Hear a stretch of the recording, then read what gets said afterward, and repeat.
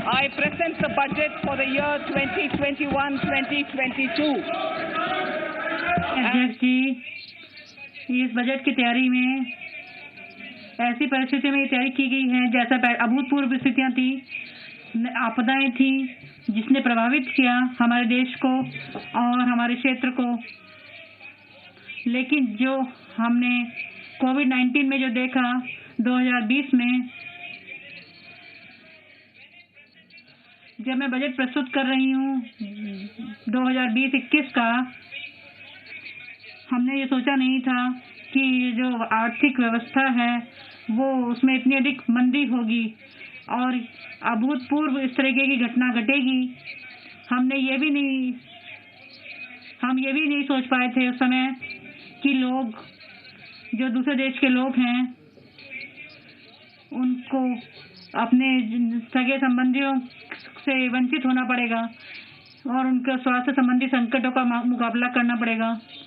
और जो लॉकडाउन हुआ उसकी वजह से 48 घंटों में 3 सप्ताह का लॉकडाउन घोषित किया गया माननीय प्रधानमंत्री जी के द्वारा, और उस दौरान प्रधानमंत्री गरीब कल्याण योजना की घोषणा की गई, जिसकी वजह से जो फूड ग्रेन खाद्यान्न है वो प्रस्तुत किए गए, वो दिए गए, बांटे गए, और कुकिंग गैस दी गई।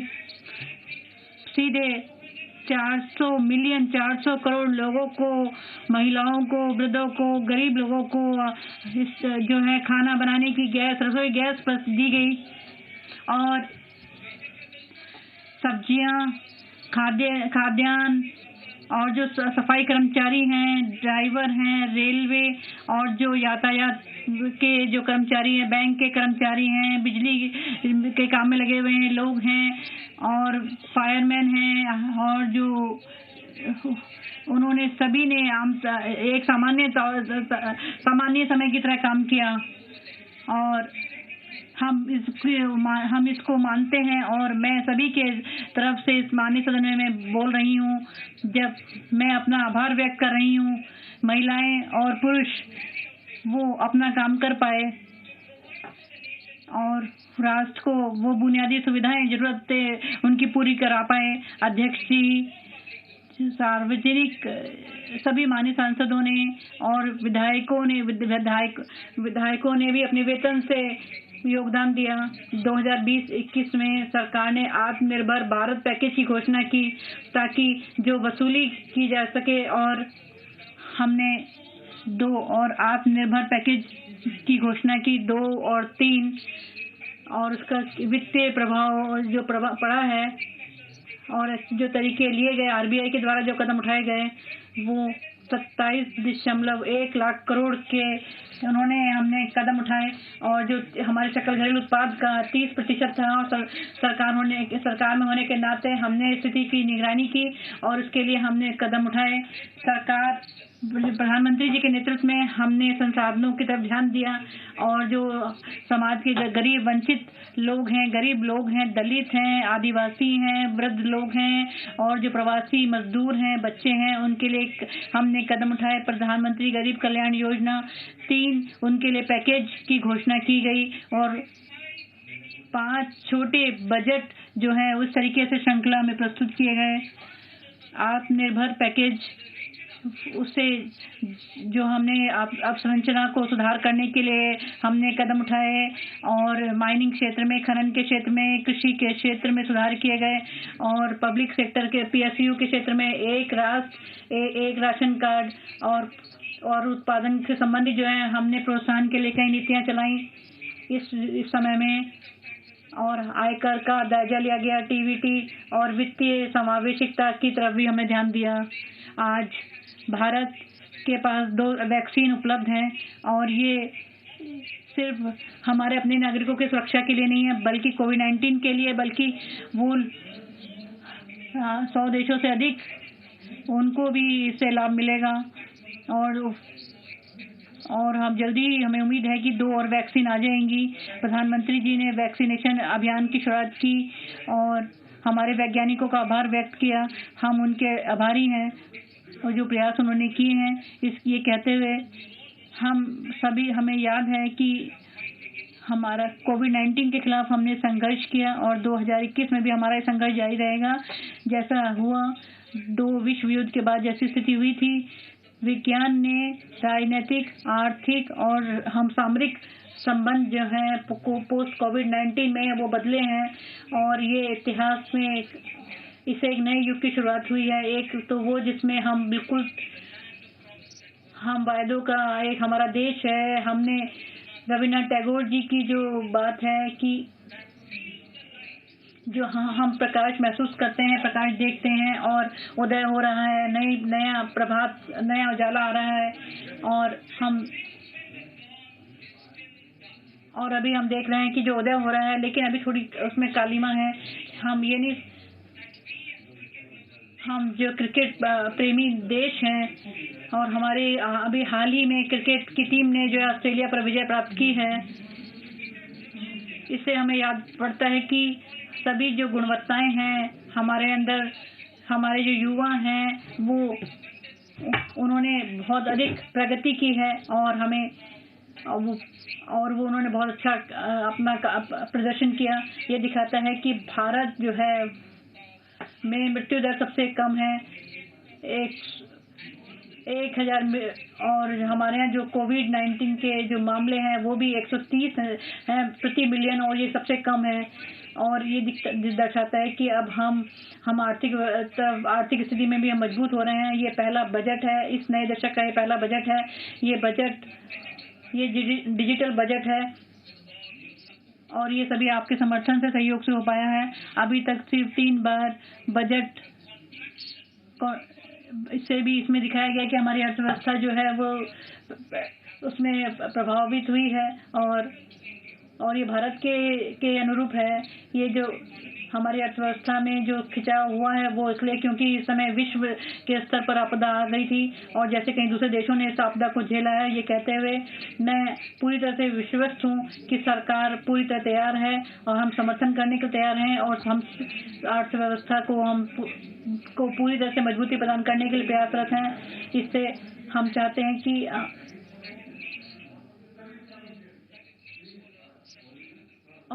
कि समावेशिकता के साथ वृद्धि हो। 2021 में कई महत्वपूर्ण हम कदम उठाएंगे। मैं उनमें से कुछ का जिक्र करूंगी। ये 75वां वर्ष है आज़ादी का, 60 वर्ष हो चुके हैं भारत में, 50 वर्ष भारत पाकिस्तान का जो युद्ध था उसको 50 वर्ष पूरे हो चुके हैं और हमारी स्वतंत्रता का भी 70वां वर्ष है। ब्रिक्स प्रेसिडेंसी भी हमें मिलेगी और चंद्रयान 3 मिशन और हरिद्वार में महाकुंभ जैसे जो है महत्वपूर्ण कार्यक्रम होंगे। माननीय अध्यक्ष जी, मैं बजट के बारे में बात करूं उससे पहले मैं बताना चाहूंगी कि कैसे हमने दूरियां बनाते हुए हमने इन चुनौतियों का सामना किया। हमारे जैसे देश में लोग समय पर आगे आए हैं और इससे हमें कई तरीके से हमें आघात पहुंचा है। मैं सम्मान में हर नागरिक को सम्मान करती हूँ जिन्होंने ये जिस तरह की चुनौती का सामना किया है। राजकोषीय और मानसिक रूप से हम स्वस्थ रहें। पार्टिका में मैं आत्मनिर्भर भारत का एक परिकल्पना है जिसको मैं प्रस्तुत करना चाहती हूँ। आत्मनिर्भरता के ये नया विचार नहीं है। पुरातन भारत जो है आत्मनिर्भर रहा है और उसी तरीके से हमारे जो कारोबार का हम दूरी रहे हैं। आत्मनिर्भर भारत एक व्याख्या है, 130 करोड़ लोगों की अभिव्यक्ति है जिनका पूरा विश्वास है। जो हम अंतर्राष्ट्रीय दलों के हम हिस्सा हैं, G20 ब्रिक्स का हम हिस्सा हैं और हम चाहते हैं कि अवसंरचना का विकास हो और अंतर्राष्ट्रीय जो सौर ऊर्जा है उसमें भी हम अपना योगदान दें। भारत ने इसमें अथक प्रयास किए हैं। जो प्रस्ताव आए हैं वो उससे हमें मजबूती मिलेगी और हमारा जो संकल्प है वो और मजबूत होगा और किसानों की आय दुगनी होगी, अवसंरचना जो है मजबूत होगी। और भारत की अर्थव्यवस्था मजबूत होगी, अच्छे और युवाओं को अच्छे अवसर मिलेंगे, शिक्षा सभी को मिल पाएगी, महिलाओं का सशक्तिकरण होगा और इसके साथ साथ विकास जो है वो समावेशिक होगा। इसके अतिरिक्त हम जो हैं 13 जो वायदे किए हैं उसको हम पूरा कर पाएंगे। बजट 2015-16 में जो वायदे किए थे हम उसको पूरा कर पाएंगे और उसको हम मूर्त रूप दे पाएंगे। अमृत महोत्सव 2022 का 75वां वर्ष होगा हमारी आज़ादी का 2022 में और उसमें आत्मनिर्भर भारत की गूंज को ही वो पूरा कर पाएंगे। और 6 ये स्तंभ हैं: स्वास्थ्य और वित्तीय, पूंजी और अवसंरचना का विकास, समावेशिकता का विकास हो, भारत और मानवता जो संसाधन है उसको मजबूत करें और न्यूनतम कम लोगों के साथ शासन चला सकें। पहला जो स्तंभ है स्वास्थ्य और सबका कल्याण हो। यदि आरंभ में ही मैं ये कहना चाहूँगी कि जो स्वास्थ्य और अवसंरचना के क्षेत्र में निवेश किया गया बजट में उसमें काफ़ी अधिक बढ़ोतरी की गई है और इसको आप देख पाएंगे। संस्थान हमारा जो प्रतिबद्धताएं हैं हम समग्र रूप से इस कार्य को आगे बढ़ाएंगे और हम 3 क्षेत्रों को मजबूती प्रदान करेंगे। क्यूरेटिव और हम चाहेंगे सबका कल्याण हो, सबकी तरफ ध्यान देंगे। जो हमारी स्वास्थ्य व्यवस्थाएं हैं उसमें केंद्र द्वारा प्रायोजित योजनाएं हैं। आत्मनिर्भर स्वस्थ भारत योजना इसको शुरू किया जाएगा। इसमें 64,180 करोड़ रुपए का इसकी लागत से हम इस परिव्यय का आरंभ करेंगे। इसमें परिव्यय होगा और इससे हमारी क्षमता का विकास होगा। प्राथमिक और दूसरा जो हमारी स्वास्थ्य व्यवस्थाएं हैं वो सुधरेंगी, उसको मजबूती मिलेगी और जो हमारे संस्थान हैं इस कार्य में लगे हुए नए संस्थान हैं वो भी इस पर ध्यान दे पाएंगे। वो नए और जो रोग हैं उभर रहे हैं उसकी तरफ वो ध्यान दे पाएंगे और इससे जो हमारा स्वास्थ्य मिशन है वो आगे बढ़ेगा। ये जो योजनाएं हैं 17,000 ग्रामीण और 11,000 शहरी क्षेत्रों में जो वेलनेस सेंटर हैं उस पर ध्यान दे पाएंगे और इसके लिए प्रयोगशालाएं शुरू की जाएंगी। 3,382 ब्लॉक यूनिट्स होंगी 11 राज्यों में और क्रिटिकल केयर अस्पताल होंगे ब्लॉक्स में 682 जिलों में और केंद्रीय संस्थान होंगे।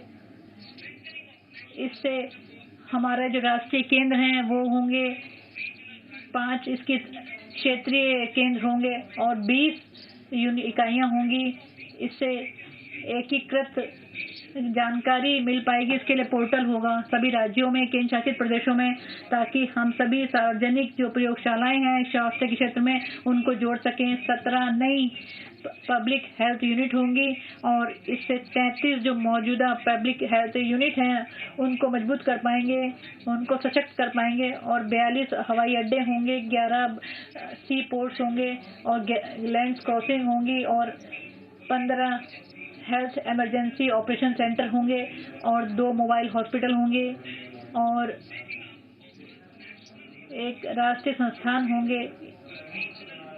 केंद्रीय अनुसंधान प्लेटफॉर्म होंगे। WHO World Health Organisation South East Asia क्षेत्र में 9 बायोसेफ्टी लेवल के 3 प्रयोगशालाएं होंगी और 4 क्षेत्रीय राष्ट्रीय स्तर के संस्थान होंगे।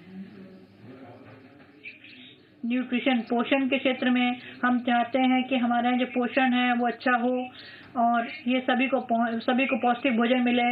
इसके लिए हम सप्लीमेंट्री न्यूट्रिशनल प्रोग्राम चलाएंगे, कार्यक्रम चलाएंगे, पोषण अभियान चलाएंगे और इसके लिए मिशन चलाएंगे, विजन और इसमें जो हम रणनीति बनाएंगे तो योजनाएं बनाएंगी ताकि इसका 112 एस्पिरेशनल जो डिस्ट्रिक्ट्स हैं उसमें ये इसको कार्यक्रम को चलाया जाएगा और पानी की आपूर्ति सभी जगह हो।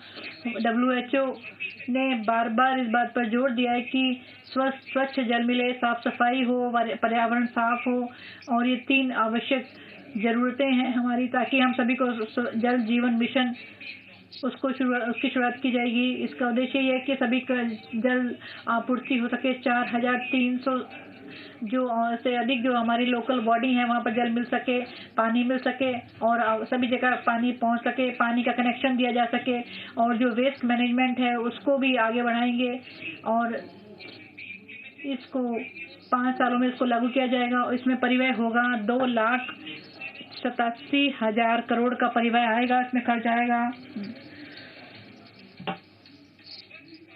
स्वच्छ भारत और स्वस्थ भारत, इसको और अधिक स्वच्छता को बढ़ाने के लिए शहरी क्षेत्रों में हम चाहते हैं कि पूरी तरीके से स्वच्छ प्रबंधन के लिए प्रयास करें, वेस्ट वाटर ट्रीटमेंट के लिए प्रयास किए जाएं और कूड़े को अलग किया जा सके प्लास्टिक से, और जो हवा में प्रदूषण होता है उसको कम किया जा सके, और जो निर्माण के क्षेत्र में जिससे प्रदूषण होता है उसको भी ठीक किया जा सके। और जो इसके लिए डंप साइट जो हैं स्वच्छ भारत मिशन में इसको लागू किया जाएगा।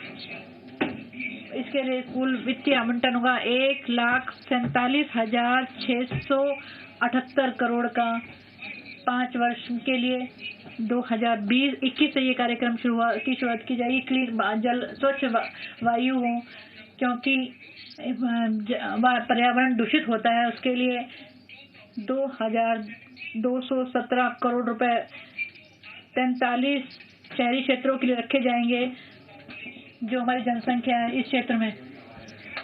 और जो स्क्रैप इसके लिए माननीय अध्यक्ष जी हम अलग से नीति का घोषणा करेंगे, जो स्क्रैपिंग नीति है, ताकि जो पुरानी जो हमारे कूड़ा कचरा है उसको, इससे जो ईंधन है वो ईंधन हमारा जो है पर्यावरण के अनुरूप होगा, और कचरा जो है और हम तेल का जो आयात करते हैं उसके खर्च में कमी आएगी। और इसके लिए फिटनेस टेस्ट होगा, व्हीकल का, वाहनों का फिटनेस टेस्ट होगा 20 वर्ष के बाद अगर वाहन है, और 15 वर्ष जो वाणिज्यिक वाहन है उनके 15 साल, और बाकी दूसरे निजी वाहनों के लिए 20 साल। इसके लिए मंत्रालय कदम उठाएगा। वैक्सीन,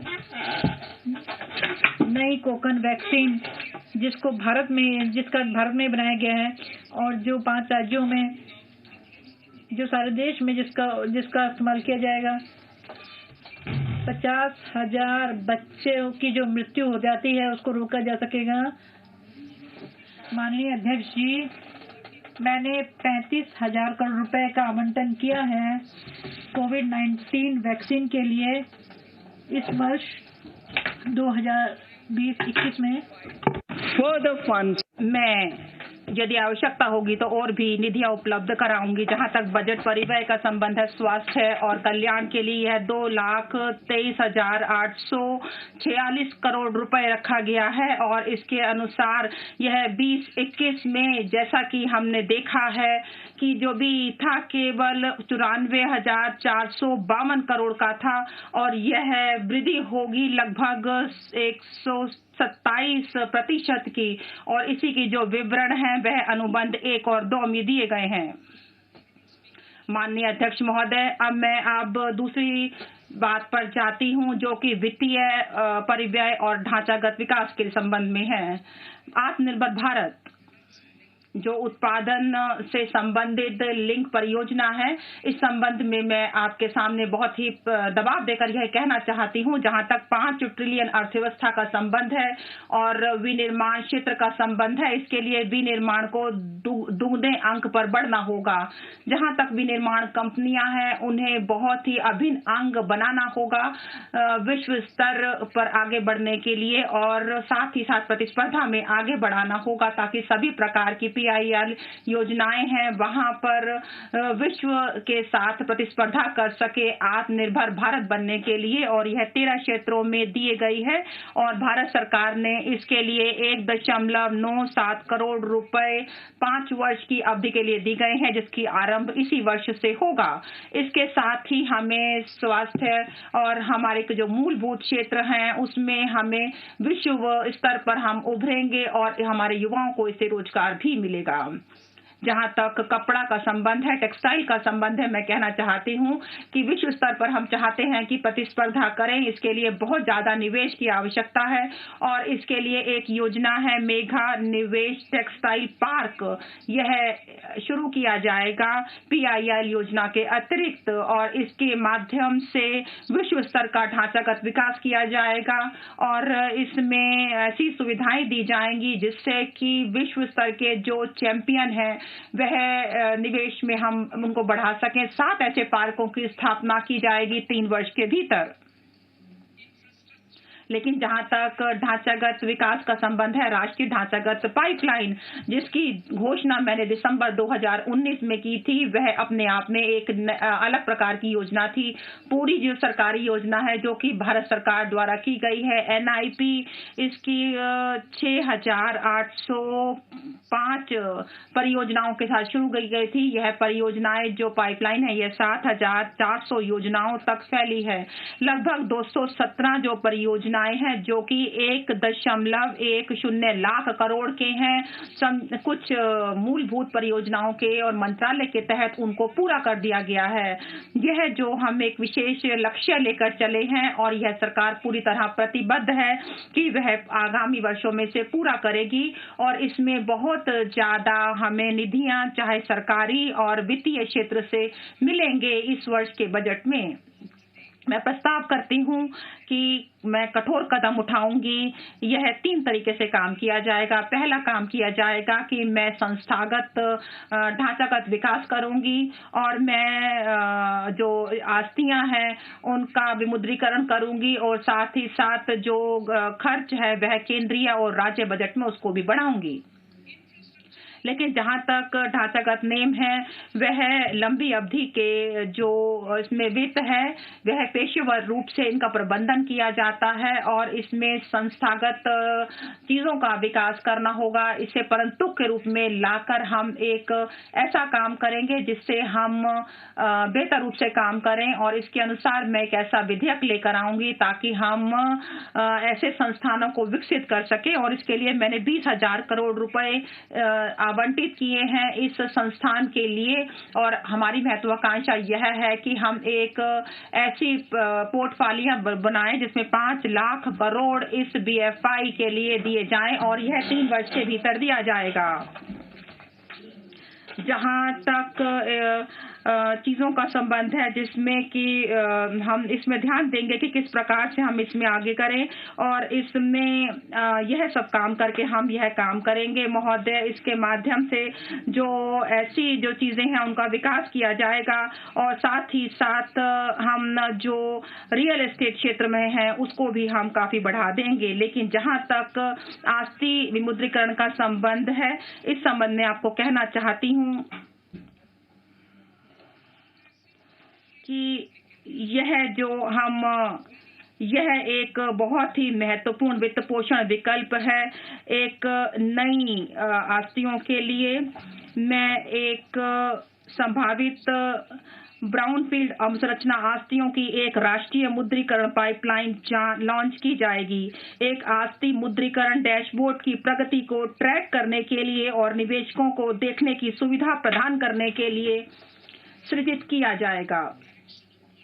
मुद्रीकरण की दिशा में कुछ महत्वपूर्ण उपाय निम्नलिखित हैं। नंबर 1, भारतीय राष्ट्रीय राजमार्ग प्राधिकरण और PGCIL में से प्रत्येक ने एक INVIT प्रायोजित की है जो अंतर्राष्ट्रीय तथा घरेलू संस्थागत निवेशकों को आकर्षित करेगी। 5,000 करोड़ रुपए के अनुमानित उद्यम मूल्य के साथ प्रचलित हो रही 5 सड़कें NHAI INVIT को अंतरित की जाएगी। इसी तरह 7,000 करोड़ रुपए की ट्रांसमिशन आस्तियां PGCIL INVIT के लिए अंतरित की जाएंगी। रेलवे समर्पित भाड़ा कॉरिडोर आस्तियों को चालू होने के पश्चात प्रचालन और रखरखाव के लिए मुद्रीकृत करेगा। विमानपत्तनों का आगामी लॉट प्रचालनों और प्रबंधन रियायत के लिए मुद्रीकृत किया जाएगा। अन्य प्रमुख अन्य प्रमुख अवसंरचना आस्तियां जो मुद्रीकरण कार्यक्रम के अंतर्गत रोल आउट की जाएंगी वे हैं NHII प्रचनात्मक टोल रोड, PGCIL की ट्रांसमिशन आस्तियां, गेल IOCL तथा HPCL का तेल और गैस पाइपलाइनें, टीयर 2 और टीयर 3 शहरों में AAI विमानपत्तन, अन्य रेलवे अवसंरचना आस्तियां, केंद्रीय वेयर हाउसिंग निगम जैसे लोक उद्यम वेयर हाउसिंग आस्तियां तथा नेफेड इत्यादि और खेल स्टेडियम। पूंजीगत बजट में तीव्र वृद्धि। बजट अनुमान 2020-21 में हमने पूंजीगत व्यय के लिए 4.12 लाख करोड़ रुपए प्रदान किए थे। हमारा यह प्रयास था कि संसाधनों की कमी के बावजूद हमें पूंजी पर अपेक्षाकृत अधिक व्यय करना चाहिए और हम वर्ष के अंत तक लगभग 4.39 लाख करोड़ रुपए खर्च करने की उम्मीद रखते हैं।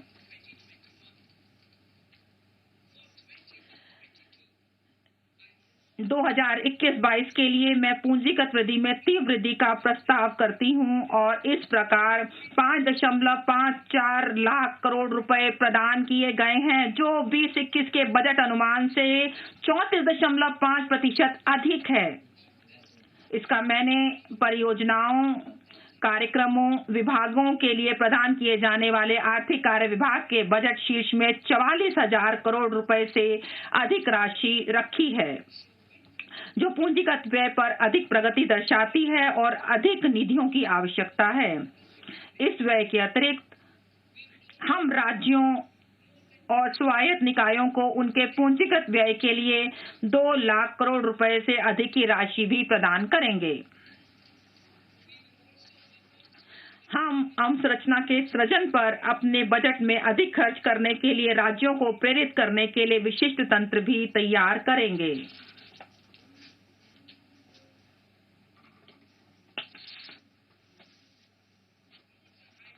सड़क और राजमार्ग अवसंरचना 3.3 लाख करोड़ रुपए की लागत से 13,000 किलोमीटर से अधिक लंबाई के सड़कों का भारतमाला परियोजना के अंतर्गत 5.35 लाख करोड़ रुपए का ठेका पहले ही दे दिया गया है, जिसका 3,800 किलोमीटर भाग निर्मित हो गया है। वर्ष 2022 तक हम दूसरे 8,500 किलोमीटर का ठेका देंगे और राष्ट्रीय राजमार्ग गलियारों के 11,000 किलोमीटर को पूर्ण करेंगे। सड़क अवसंरचना को और बढ़ाने के लिए और अधिक आर्थिक कॉरिडोर की भी योजना बनाई जा रही है। कुछ इस प्रकार है। 1.03 लाख करोड़ रुपए के निवेश से तमिलनाडु राज्य में 3500 किलोमीटर के राष्ट्रीय राजमार्ग निर्माण करेंगे। इनमें मदुरई कोल्लम कॉरिडोर, चित्तूर थैचूर कॉरिडोर शामिल हैं और निर्माण कार्य आगामी वर्ष से प्रारंभ होगा।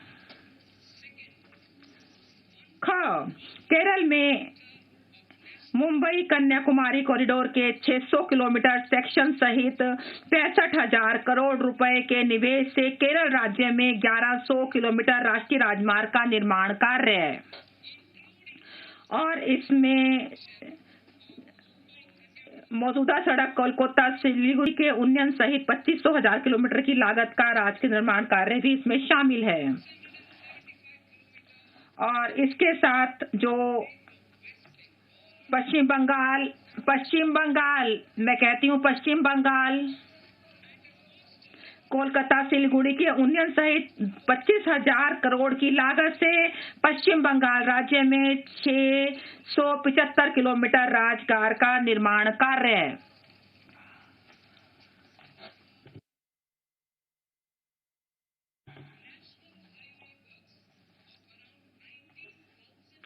असम राज्य में इस समय लगभग 19,000 करोड़ रुपए के राष्ट्रीय राजमार्ग निर्माण कार्य आसाम में चल रहे हैं। इसके अतिरिक्त राष्ट्रीय राजमार्गों के 1300 किलोमीटर से अधिक को कवर करते हुए 34,000 करोड़ रुपए से अधिक के निर्माण कार्य आगामी 3 वर्षों में राज्य में निष्पादित किए जाएंगे। कुछ फ्लैगशिप कॉरिडोर और अन्य महत्वपूर्ण परियोजनाएं जिनमें 2021-22 में पर्याप्त कार्यकलाप दिखाई देंगे, अनुबंध 2 में दी गई हैं। मेरे भाषण के मैं सड़क परिवहन और राजमार्ग मंत्रालय के 1,18,101 करोड़ रुपए का बढ़ा हुआ 1,18,101 करोड़ रुपए का बढ़ा हुआ परिव्यय भी प्रदान कर रही हूं, जिसमें से पूंजी के लिए 1,08,230 करोड़ रुपए हैं, जो अब तक का सर्वाधिक है।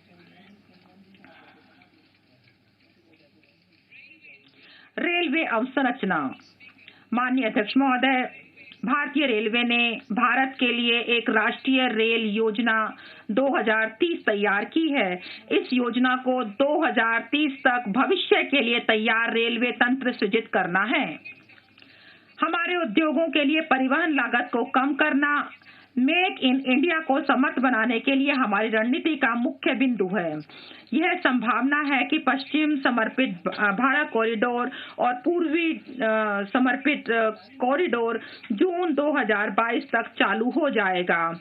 निम्नलिखित अतिरिक्त पहल प्रस्तावित हैं। 2021-22 में पूर्वी डीएफसी का सोननगर गोमो खंड 263.7 किलोमीटर पीपीपी मोड में शुरू किया जाएगा और यह इस वर्ष शुरू किया जाएगा। 274.3 किलोमीटर का गोमो दानकुन्नी खंड भी इसके तत्काल बाद शुरू किया जाएगा। हम भावी कॉरिडोर परियोजना को निष्पादित करेंगे। नामतः खड़गपुर से विजयवाड़ा तक पूर्वी तट कॉरिडोर, भुसावल से खड़गपुर से दानकुनी तक पूर्वी पश्चिम कॉरिडोर और इटारसी से विजयवाड़ा तक उत्तर दक्षिण कॉरिडोर। प्रथम चरण में विस्तृत परियोजना रिपोर्ट से निष्पादित की जाएंगी। विद्युतीकृत broad gauge route kilometre RKM 46,000 RKM अर्थात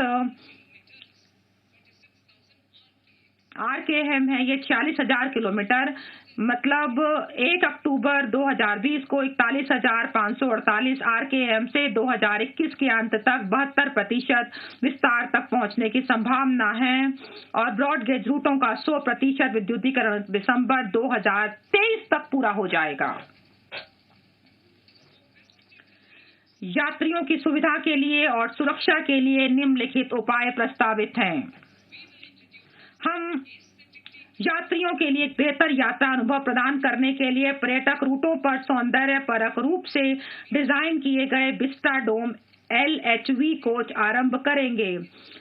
गत कुछ वर्षों में किए गए सुरक्षा उपायों के परिणाम प्राप्त हुए हैं।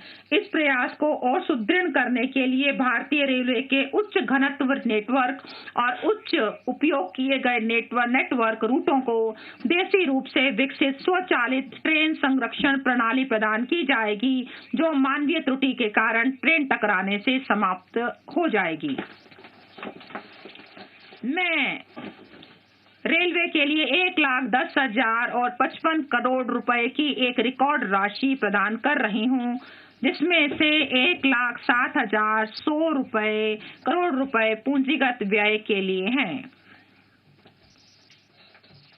शहरी अवसंरचना। हम मेट्रो रेल नेटवर्क के विस्तार और सिटी सेवा बस सेवा की वृद्धि के माध्यम से सार्वजनिक परिवहन के हिस्से को बढ़ाने के लिए कार्य करेंगे। सार्वजनिक बस परिवहन सेवाओं की वृद्धि के समर्थन के लिए 18,000 करोड़ रुपए की लागत पर एक नई योजना लॉन्च करेंगे। यह योजना 20 यह योजना 20,000 से अधिक बसों के लिए वित्त अधिग्रहण, प्रचालन और रखरखाव के लिए निजी क्षेत्र के प्लेयरों को सक्षम बनाने के लिए नव प्रवर्तनकारी पीपीपी मॉडलों की तैनाती को सुकर बनाएगी। यह योजना ऑटोमोबाइल सेक्टर को संवर्धित करेगी, आर्थिक समृद्धि में तेजी लाएगी, हमारे युवाओं के लिए रोजगार अवसर सृजित करेगी और शहरी निवासियों के आवागमन की सुविधा को बढ़ाएगी। कुल 702 किलोमीटर परंपरागत मेट्रो प्रचालन में है और 1016 किलोमीटर मेट्रो और आरआरटीएस 27 शहरों में निर्माणाधीन है।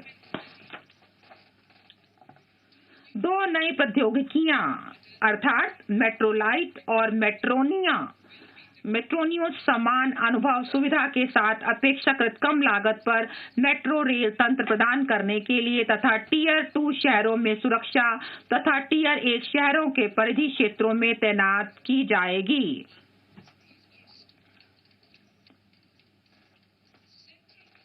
केंद्रीय हिस्से की धनराशि निम्नलिखित को दी जाएगी। कोच्चि मेट्रो रेलवे फेज 2 जिसकी लंबाई 11.5 किलोमीटर और लागत 1,957.05 करोड़ रुपए होगी। चेन्नई मेट्रो रेलवे फेज 2 जिसकी लंबाई 118.9 किलोमीटर और लागत 63.246 करोड़ रुपए होगी। Bengaluru metro railway project phase 2A और 2B जिसकी लंबाई 58.19 किलोमीटर और लागत 14,788 करोड़ रुपए होगी। नागपुर मेट्रो रेल परियोजना फेज 2 और नासिक मेट्रो जिसकी लागत क्रमशः 5,976 करोड़ रुपए और 2,092 करोड़ रुपए होगी। विद्युत अवसंरचना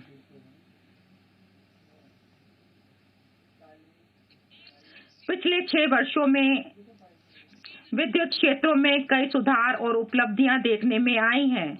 हमने स्थापित क्षमता में 139 गीगावाट्स का इजाफा किया है और 2.8 करोड़ अतिरिक्त घरों में कनेक्शन दिए हैं और 1.41 लाख सर्किट किलोमीटर की अतिरिक्त ट्रांसमिशन लाइंस बढ़ाई हैं।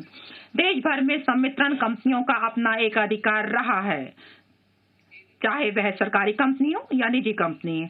अब हमें प्रतिस्पर्धा को बढ़ाने की जरूरत है जिससे कि उपभोक्ताओं को विकल्प मिल सके। एक ऐसा फ्रेमवर्क तैयार किया जाएगा जिससे उपभोक्ता एक से अधिक संवितरण कंपनियों में से अपना चुनाव करने का विकल्प रख सकेंगे। मैं इसको पुनः पढ़ना चाहती हूँ। एक ऐसा फ्रेमवर्क तैयार किया जाएगा जिससे उपभोक्ता एक से अधिक संवितरण कंपनियों में से अपना चुनाव करने का विकल्प रख सकेंगे। इन संवितरण कंपनियों की व्यवहार्यता के प्रति बहुत बड़ी चिंता है। आने वाले 5 वर्षों में 3,05,984 करोड़ रुपए के परिव्यय से एक परिष्कृत एवं सुधार आधारित तथा परिणाम संबद्ध विद्युत वितरण योजना 5 वर्ष में शुरू की जाएगी। इस योजना से डिस्कॉम्स को बुनियादी संरचनाओं को तैयार करने में सहायता मिल सकेगी जिसमें प्रीपेड स्मार्ट मीटरिंग सिस्टम्स का उन्नयन आदि आते हैं जो कि वित्तीय सुधार से जुड़े हुए हैं। प्रधानमंत्री जी ने नवंबर 2020 में तीसरे री इन्वेस्टमेंट कॉन्फ्रेंस में बोलते समय एक वृहद राष्ट्रीय हाइड्रोजन एनर्जी मिशन को तैयार करने की योजना की घोषणा की थी। अब 2021-22 में एक हाइड्रोजन एनर्जी मिशन शुरू करने का प्रस्ताव किया गया है जिसके तहत ग्रीन पावर स्रोतों से हाइड्रोजन को पैदा किया जा सकेगा। पोत नौवहन जलमार्ग बड़े बड़े पत्तन जो कि अपने संचालन सेवाओं को खुद देखते हैं अब एक ऐसे मॉडल के रूप में सामने आएंगे जिसका प्रबंधन इसके निजी भागीदार द्वारा किया जाता होगा। इस उद्देश्य के लिए वित्तीय वर्ष 2021-22 में सरकारी व निजी भागीदारी पीपी के तहत प्रमुख पत्तनों के द्वारा 7 परियोजनाएं प्रस्तावित की जाएंगी जिनके तहत 21-22 में और इसके तहत 2000 करोड़ रुपए से अधिक होगी। Launched by भारत में मर्चेंट शिप को बढ़ावा देने की एक योजना शुरू की जाएगी, जिसमें मंत्रालयों और सीपीएसआई के द्वारा जारी किए जाने वाले विश्व स्तरीय निविदाओं में भारतीय शिपिंग कंपनियों की सब्सिडी के माध्यम से सहायता दी जा सकेगी। इसके लिए आने वाले 5 वर्षों में 1624 करोड़ रुपए की राशि उपलब्ध कराई जाएगी। इस प्रकार के प्रयास से ग्लोबल शिपिंग में भारतीय कंपनियों की हिस्सेदारी के बढ़ने के अलावा इंडियन सीफेयररों के लिए प्रशिक्षण और रोजगार के बेहतर अवसर सुलभ हो सकेंगे।